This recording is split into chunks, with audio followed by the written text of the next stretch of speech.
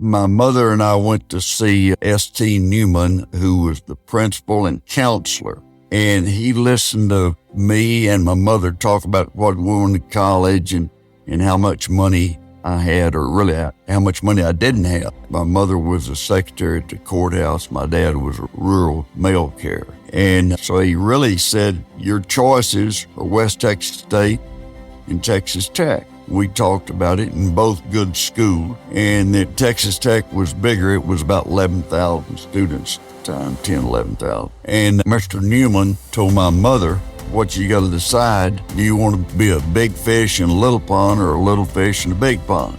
We talked, and anyway, we left. When we got in the car, I was driving, and I put the keys in, was getting ready to start it. My mother grabbed my wrist. She said, as long as you live, don't you ever let somebody tell you you're a little fish. I don't care what size the pond is. I'm Kent Hance, and I've still got things to do. There's still things that I have not done that are going to be done. I don't know what they are, but I think there's plans out there.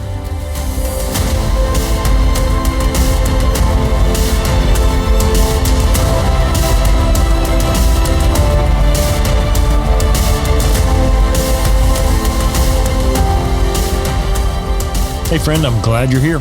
Welcome to another episode of Becoming UnDone, the podcast for those who dare bravely, risk mightily, and grow relentlessly. I'm Toby Brooks, a speaker, an author, and a professor. I've spent much of the past 2 decades working as an athletic trainer and a strength coach in the professional, collegiate, and high school sports settings. And over the years, I've grown more and more fascinated with what sets high achievers apart and how failures that hurt in the moment can end up being exactly the push we needed to propel us along our paths to success. Each week on Becoming UnDone, I invite new guests to examine how high achievers can transform from falling apart to falling into place. I'd like to emphasize that this show is entirely separate from my role as a professor, but it's my attempt to apply what I've learned and what I'm learning and to share with others about the mindsets of high achievers. If you're checking out the show for the very first time, welcome.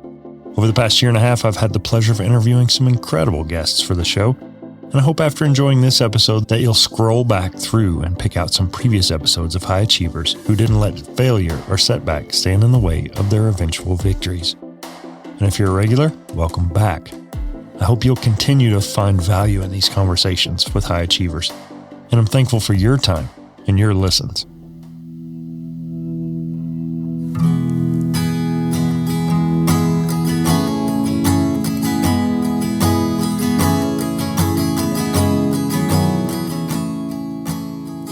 For Demet, Texas native Kent Hance, it may have started as humble beginnings in small-town West Texas, but it didn't take long for big dreams to sprout. After being introduced to the possibility of life and politics before he was even a teenager, Hance planned the next steps of his life, including an undergrad degree from Texas Tech, with a goal of someday running for and being elected to office. In a life of accomplishments and impact with no shortage of setbacks and detours along the way, Hance is perhaps best known today for his work and impact on Texas Tech University, where he served as Chancellor from 2006 until his retirement in 2014. He still serves the university today as Chancellor Emeritus and now has a podcast of his own, The Best Storyteller in Texas. I hope you'll enjoy my conversation with Kent Hance in episode 84, Big Fish. The first real job I thought about was in about 1954. I went to a town hall meeting. Congressman Walter Rogers represented Demet, Texas, where I grew up, and he was from Pampa. And my mother took me to a town hall meeting, and I was 11 or 12, and I watched him. I was fascinated with the way, number one, people treated him, and number two, that he had a command of so many subjects. He knew what was happening. And so when we got in the car, I told my mom, I said, that's the job I want. And about 23 years later, I had it. So my mother she read to me when I was 3, 4, 5. And she read certain books. She read all of Laura Ingalls' Little House on the Prairie, all those books. and which were books of problems and solutions. And then I started reading some books about people in politics. Read a book about FDR and Hoover and different people, Eisenhower, and how they got in politics. And so I was already interested in politics. And my mother took me at town hall meeting, and I thought that is the job I wanted. And so I was focused on it, and I was focused on law school, and went to law school, and then got out of college at Texas Tech, and then went to law school at University of Texas. After finishing up his bachelor's at Tech and law school at UT, Hance was well on his way to realizing those political ambitions. But he wasn't quite there yet. With all the education but little of the experience, he found himself in the familiar conundrum of youth. You can't get a job without experience, but you can't get experience without a job. Undeterred, he headed back west and started to lay the groundwork for those big dreams in politics. When I got out of law school, I came back to Lubbock and taught business law and practice law. And the combination of the two really helped me for a foundation in politics. I met a lot of students and stayed in contact with them. And when I ran for office, they helped me. Hance's love for Texas Tech took root early, and despite the cost, he knew that he wanted to go to college in Lubbock. It wasn't easy, though. And through the process, his mother taught him a lesson about self-perception that he'd never forget. It was close by, and my mother and I went to see esteemed Newman, who was the principal and counselor. And he listened to me and my mother talk about what we went to college and how much money I had, or really how much money I didn't have. And my mother was a secretary at the courthouse. My dad was a rural mail carrier. And he talked about a junior college, and I didn't want to go to a junior college. And so he really said, your choices are West Texas State and Texas Tech. We talked about it in both good schools. And that Texas Tech was bigger. It was about 11,000 students at the time, 10, 11,000. And Mr. Newman told my mother, he said, what Kent's got to decide, money-wise, you got two choices, West Texas State and Texas Tech. And he said, what you got to decide, do you want to be a big fish in a little pond or a little fish in a big pond?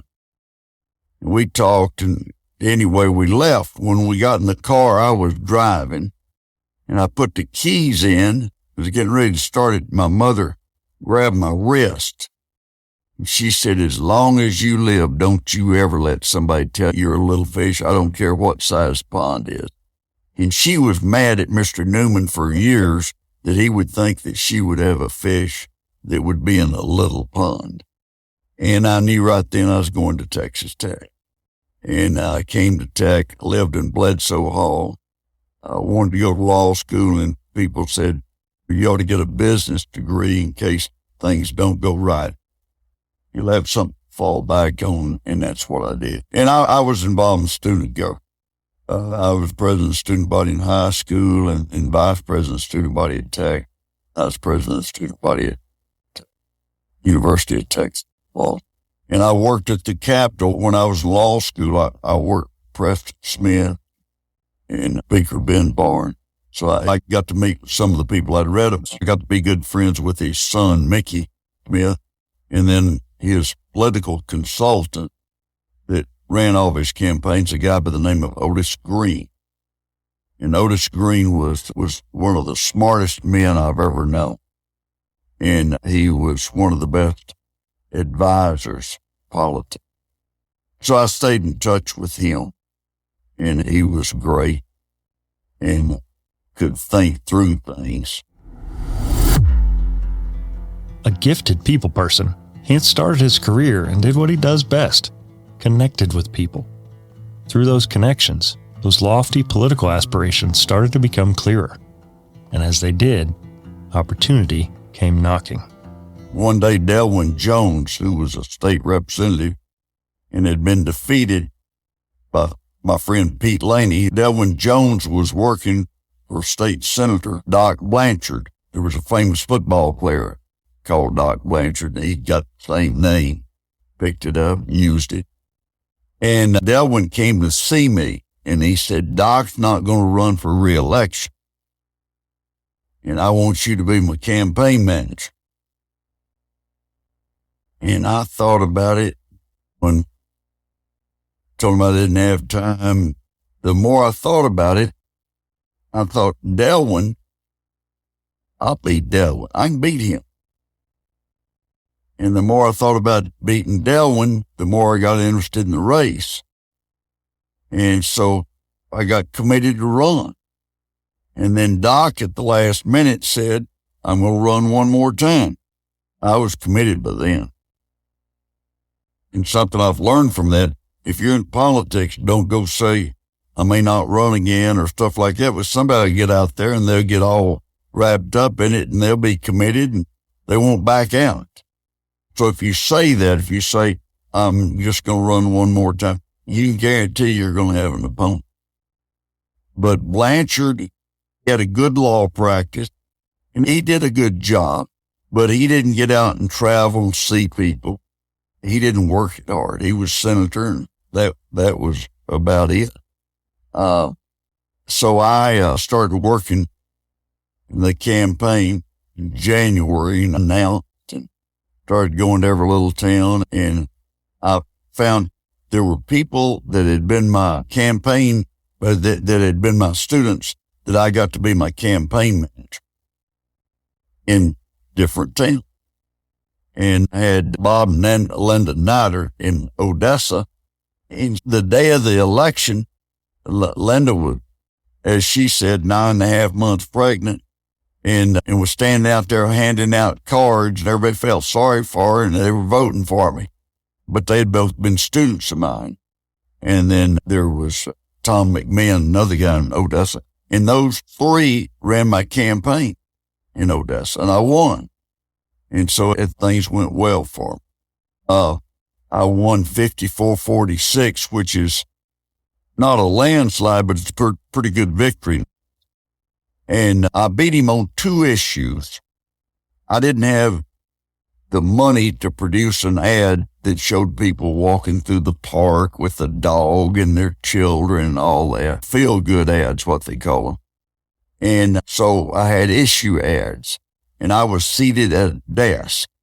And these are the ads I had. Number one, I said, I'm Kent Hance, and I'm running for state senate against Doc Blanchard. Now, the old school was you never mention your opponent. But Otis said, we need to do that. Let people know who the race is against because you're going to point out why he shouldn't be there. I said, I'm Kent Hance running for state senate. My opponent's Doc Blanchard. And he missed 20% of the vote in the last two sessions. That's like missing your job one day out of 5. And if you missed your job one day out of 5, you wouldn't have a job there. They'd get rid of it. And if you vote for me, I'll be there and I'll vote for you and I'll stay on top of it. And then the other ad said, I'm Kent Hance, I'm running against Doc Blanchard for state senate. And he voted for a sales tax on groceries. And if I had to pay a sales tax on groceries, I'd have to leave 5% of my groceries on the shelf. If you vote for me, I will not vote to tax your groceries. And so those were they were easy to understand. Shouldn't run in politics unless you've got issues that are easy to understand. A guy voted for a tax on groceries. And see, nobody taxed groceries. And people get to think, boy, they can tax me for buying a car or this or that. But just for groceries, they shouldn't be able to do that.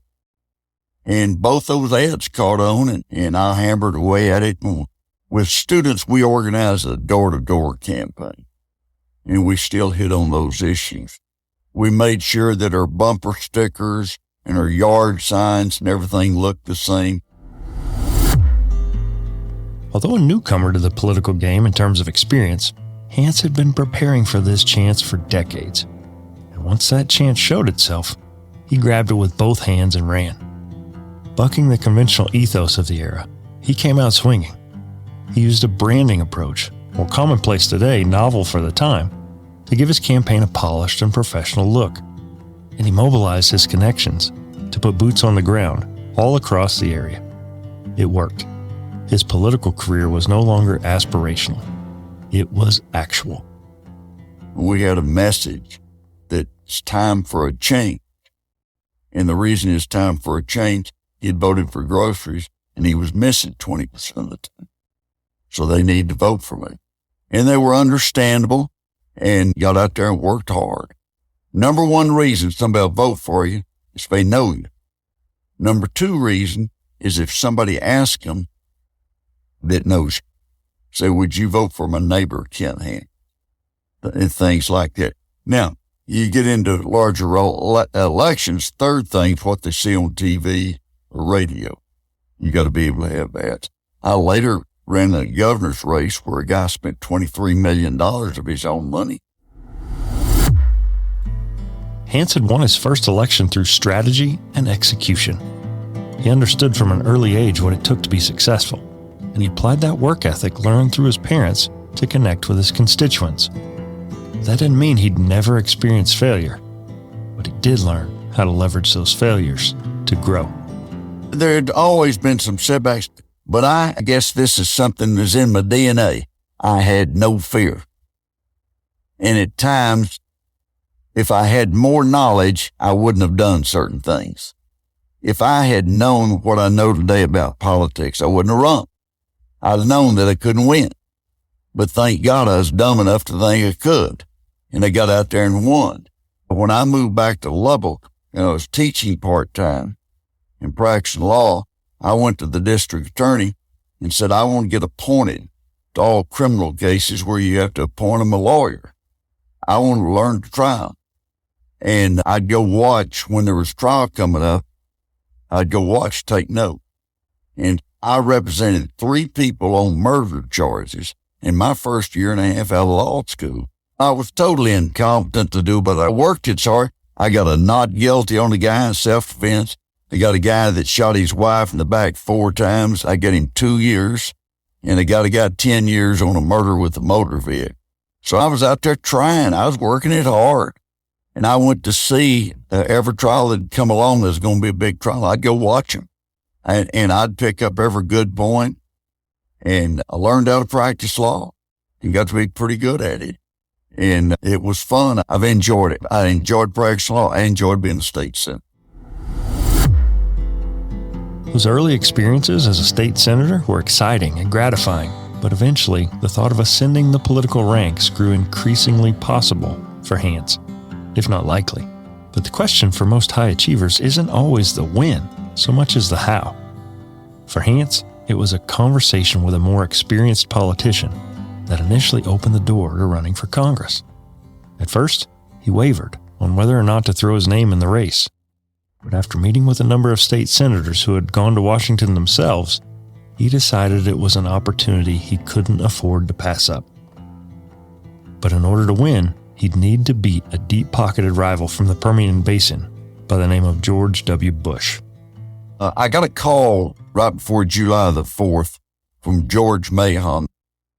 And he said, I wanted to call you and tell you I'm going to announce the day after July 4th, I'm not running. So I'm going to announce on the 5th. And I wanted you to have a heads up. And so if you want to run, that you get started. And I didn't know. I enjoyed being a state senator. And I'd looked at maybe running for attorney general. And I just thought Mr. Mahon had been there 44 years. I thought he'd be there forever. And so he announced, when he announced, there was a guy in the Air Force Reserve announced he was running. And then Marsh Sheets, a preacher here in Lubbock, announced he was running. Bush announced that he was considering it. And Jim Reese, who had been mayor of Odessa, announced he was considering. And I took my time. And that was July the 5th. And I didn't announce until September. I struggled with making the decision. And there were a lot of good reasons to run, a lot of good reasons not to run. I went to Washington. I finally said, I need to go see some of those congressmen, especially the ones that have been state senators. You've been a senator and a congressman too. And I met with Charlie Wilson, who became famous in the movie Charlie Wilson's War. And I've got a lot of Charlie Wilson stories. He was a character, very effective. And I listened to him, and he said, look, they're both good jobs, but the state senator's going to fight over teacher pay raise. And up here, you're voting on a B-1 bomber that would annihilate Russia if they try to attack us. You got world issues instead of state issues, and they're all big. It's a better job. And Jim Maddox told me in state legislature, we used to get in fights over who can cut hair, cosmetologist or barber or whoever. And he said, I guess that's important.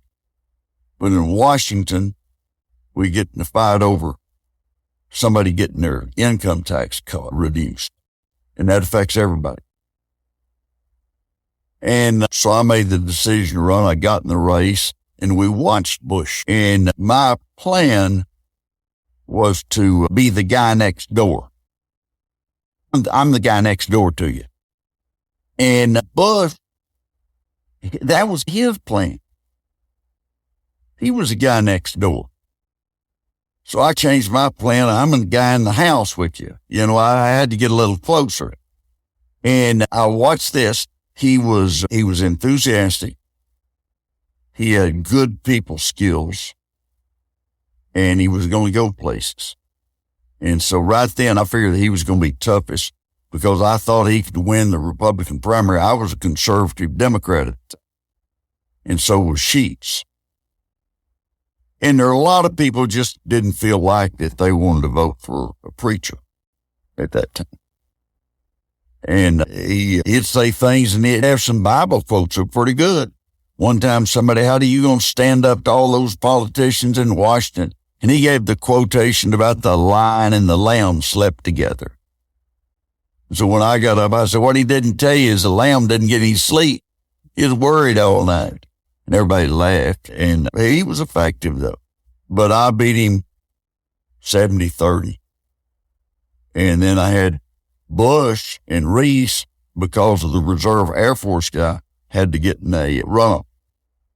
And Bush won that. And I had one radio ad. In 2008, I had dinner upstairs at the White House one night. George, Laura, Jody Arrington, who later became Congress, who worked for me. And two things Bush brought up. One is that the Cancer Society had a race, marathon, and they wanted me and Bush to run in it. That's 26 miles. I'm not going to run 26 miles. And Bush agreed to. So I got Vic Henry, who's a cross-country runner. He's a Texas Tech guy. And we got him a T-shirt that said on the back of it, Kent Hance is ahead. And that's all it said. And so Bush, that was in 78, he never mentioned it until 2008, waited 30 years. And he said, Hance, who was that guy you had run that race? And we both laughed about it. He said, boy, I was mad at you. He said, 26 miles. And he said, the only injury in that race was that guy got his neck strained looking back to make sure I wasn't too far back. Because I told him, you stay 15 feet in front of him. Don't let him get too far back. You drop back. If he tries to pass you, he said, I tried to pass him twice. And he just said he just sprinted on. We'll be back after a quick break. This episode brought to you by Forte. Are you looking to prioritize the mental well-being of your employees? Look no further than Forte, the comprehensive mental wellness platform designed to empower everyone in your organization to thrive both professionally and personally. It provides employees with unlimited access to certified guides for 30, 45, or 60-minute confidential audio calls. That's not all. Forte also offers a wealth of wellness content, including newsletters, e-courses, challenges, and webinars, led by industry experts. Your employees will have all the tools and resources they need to make real and meaningful changes. And the results speak for themselves. 95% of employees who use Forte report improved well-being, and the overall Forte rating from employees is a stellar 4.85 out of 5. By investing in mental wellness, you'll see increased presenteeism, reduced turnover, and a more engaged workforce. Join the organizations that have already partnered with Forte and experienced transformative results. Book a demo today to see how Forte can help your employees unlock their unique contributions. Visit getforte.com to learn more. That's GETFORTE.com. And then I had a radio ad that we ran in the rural areas that said, in 1961, when Kent Hance was a senior at Dimmitt High School in the 19th Congressional District, his opponent, George W. Bush, was attending a private prep school for boys in New Hampshire. And in 1965, when Kent Hance graduated from Texas Tech in the 19th Congressional District, his opponent, George W. Bush, was attending Yale University in New Haven, Connecticut. And in 1968, when Kent Hance graduated from University of Texas, his opponent, George Bush, was paused and said, get this, at Harvard getting a master's. We need somebody that's one up, that takes our message to Washington. We don't need somebody that's been up there telling us what to do. And it's pretty effective. It's pretty good ad. And Bush had some clever comebacks. He said, Hance is using that ad. We're out talking. He said, I wanted to be in the 19th district, but my mother was in Connecticut at the time. When I was born, I thought I'd need to be near her when I was born. And so he had a pretty good answer. And we weren't best of friends when the election was over, but we weren't enemies.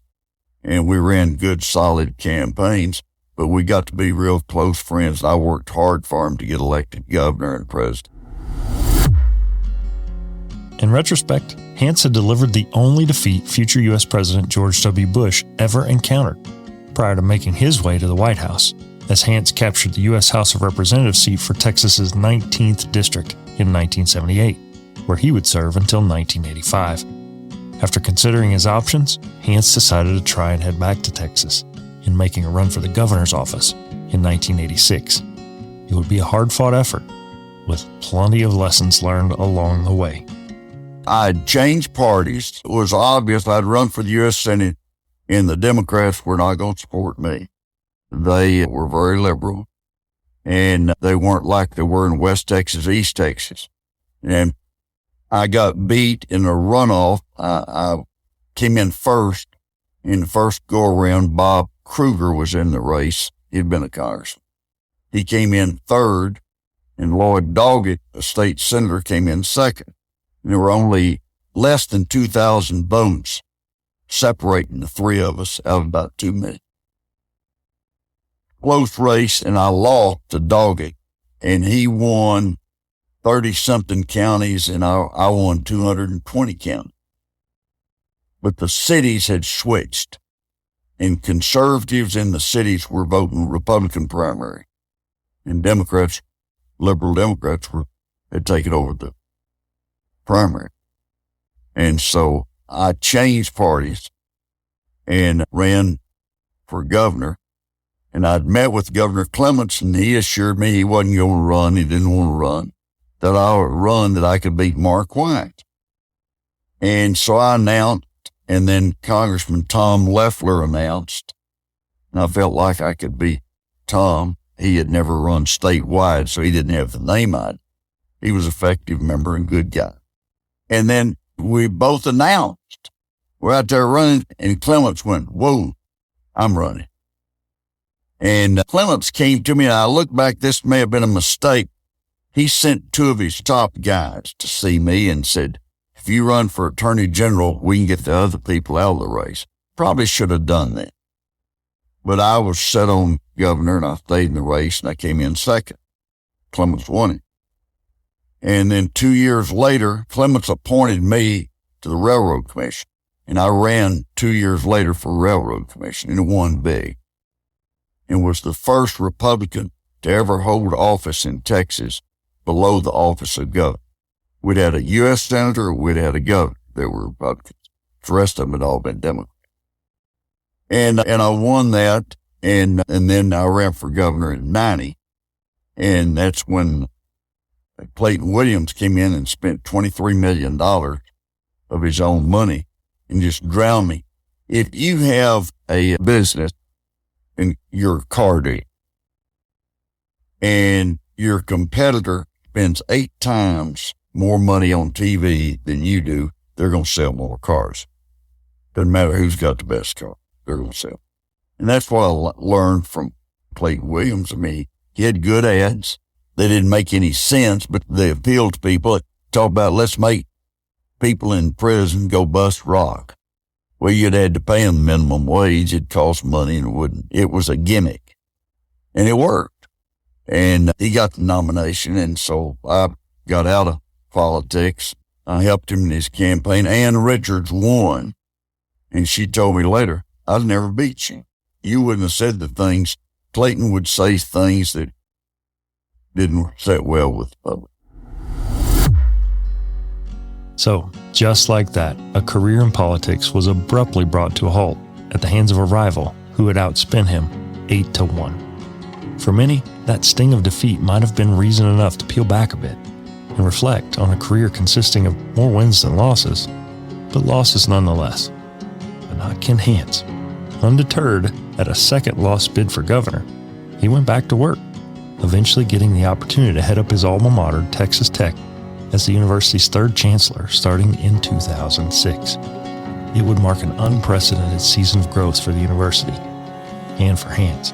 And I started practicing law, did some lobbying, and built up a good practice, and was partners with a guy named Terry Scarborough, who had grown up, played football at Texas Tech. And we built a pretty good practice in Austin and Washington. And then Texas Tech had an opening for Chancellor, and I was encouraged to apply, and I applied, did the interview, and got the job, and became Chancellor and served for 8 years. I told my law partners and my wife that I wouldn't serve more than 4 or 5, and they'd had arithmetic when they could count, and so I got up to 7 years and 7 months and retired. I gave the school back as I went along what they were paying. And that was another reason I needed to get out. I was losing money. You know, I didn't have any paychecks. I was giving it back. And Texas Tech did a lot, opened a lot of doors, helped me, and I've been back with my law firm since 2014, so I've been back 10 years in the law firm, doing well. Did you catch that?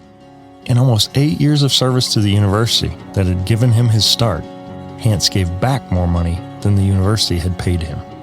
In 2011, construction was finished on Hance Chapel, a gorgeous building on the southeast corner of campus that's a popular spot for weddings, and in my case, concerts for vocal performance majors like my daughter.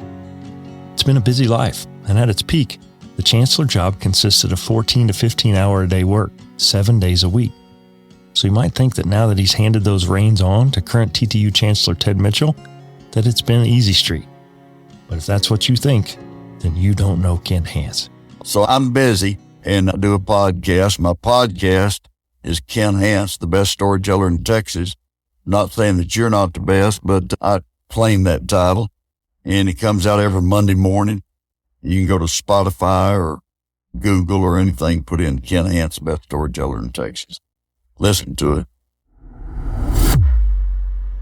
In what has been a long and storied career, highlighted by beating the future ruler of the free world in an election and ascending to the highest possible position in a massive state university system, it's hard to put a finger on an aspect of his legacy that Hance is most proud of. But when pressed, he would say it has been the people he's chosen and mentored and helped along the way. It all boils down to his humble roots of working hard, serving well, and never losing sight of the fact that he was never, is not, and never will be a small fish in any sized pond. There's several things that I'm proud of. Number one, I grew the university. My goal, hey, if you're going to lead something, have goals that are simple, that people understand it. Don't have a policy page that's 40 pages long and they got my goals. Here are my goals. Number one, 40,000 students by 2020. Texas Tech, the 3 years before I got to be chancellor, had lost students every year. They were going downhill. And to be a great university, state university, we need to be bigger and better. And so I set a goal of 40,000 by 2020, and we accomplished that. And a lot of people say, you'll have to lower your standard. We raised our standard. We told people, we got tougher standard. You're going to have to apply, try to get in. Then we wanted to spend a lot more money on research. I got more research dollars spent. And I wanted to raise $1 billion, and we raised $1,200,000,000 in that 7.5 years. And that really helped the university. It got the university up where we had an endowment of $1.5 billion, and now it's over $2 billion. And with what the legislature passed and the voters passed last year, Texas Tech, it'll help Tech. We're going to have, in a short period of time, we're going to have about $4 billion. So we'll be above, say, most state universities. The reason we are not above A&M or Texas, they've got the land out in West Texas, permanent university fund, and they've got $30, $40 billion. And a lot of tech people don't like that because it's right here. It's money in our backyard that we're going to give them. But we've made a lot of progress. But the one thing that I was really proud of building the university, getting more students, because with more students, you look what it's done to the Lubbock economy. More students, you got to have more faculty. More faculty, you got to have more buildings. You got to build this. You go back and look at this university in 26 to 2006 and look at it now. It's completely changed. They had 26,000 students. Now we've got 40,000, 41,000. The Health Science Center had about 2,000 students. Now they got 5,000. We added Angelo State. Since I left, they also added Midwestern, added the vet school under Duncan. Mitchell was the one that added the school in Wichita Falls, Midwestern. And they were involved in other things. I added El Paso, Health Science Center. And raising the money was important. We had people like Paul Foster, Jerry Rawls, Ed Whitaker. We gave some big money. But the thing I think that I'm proudest of, I brought in good people. Ted Mitchell, I hired him. Made him president of the Health Science Center. He was my doctor. He was Bush's doctor and Perry's doctor. My doctor, I knew him. And tried an experiment on another part, didn't work out. I worked to promote Lawrence Scuvenak. And he was department head, and then he got to be dean, then he got to be provost. And he's worked hard and loves this university. He's done a great job.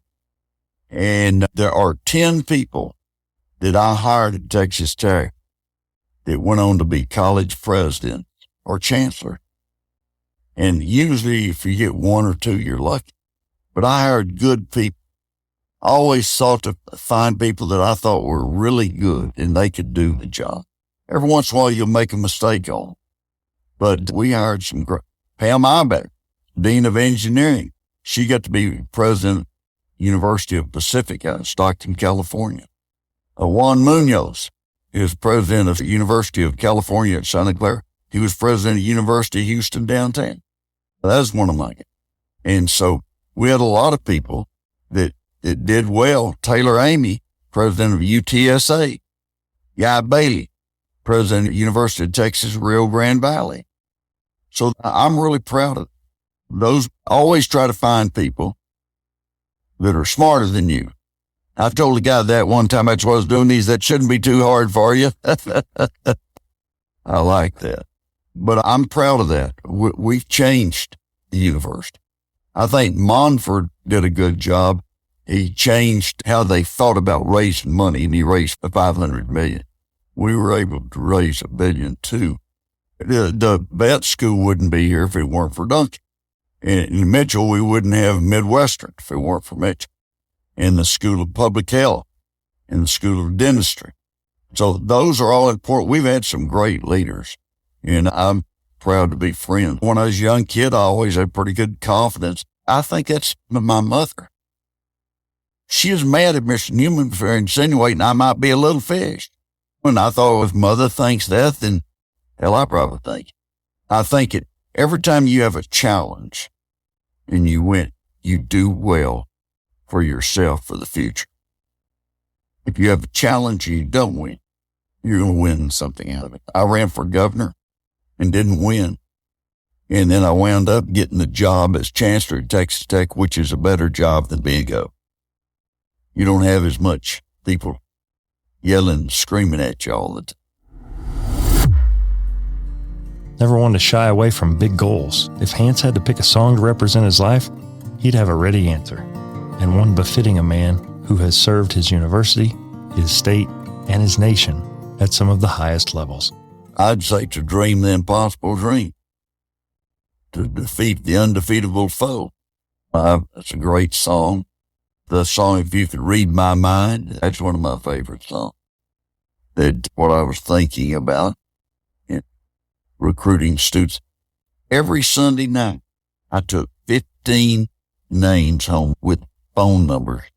And these were kids that made 1,500 on the SAT. I personally called them and invited them to come visit Texas Tech. We got a lot of people like that. Lawrence has really recruited National Merit Scholar. And a call from the president or the chancellor of the university is a big deal.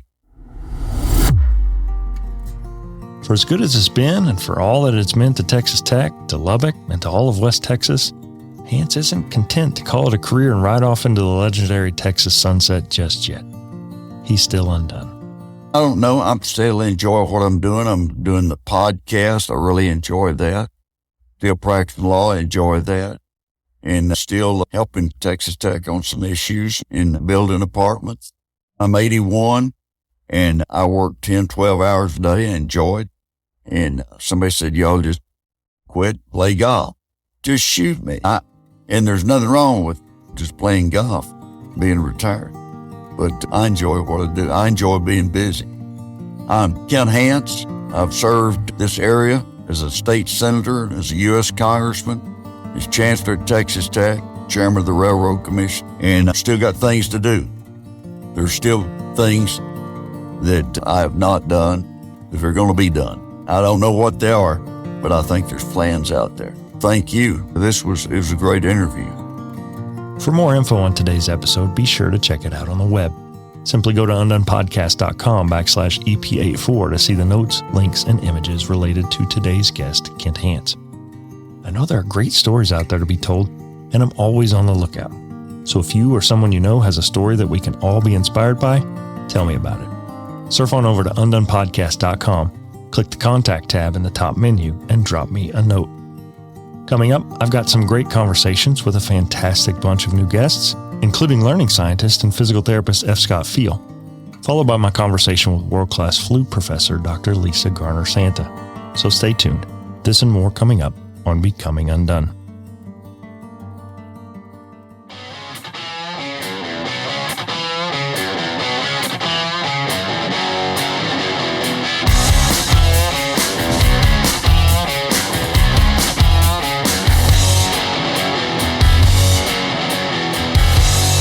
Becoming Undone is a Nitro Hype creative production written and produced by me, Toby Brooks. For now, I'm a one-person show relying on AI tools from Descript, Decipher, and Opus Clip to create, produce, and deliver the best show I know how. Follow the show on Facebook, Instagram, and LinkedIn at Becoming Undone Pod, and follow me at Toby J. Brooks on X, Instagram, and TikTok. Check out my link tree at linktr.ee/Toby J. Brooks. Thanks for listening, and please subscribe and leave me a review at Apple Podcasts, Spotify, iHeartRadio, or wherever you get your podcasts. until next time, keep getting better.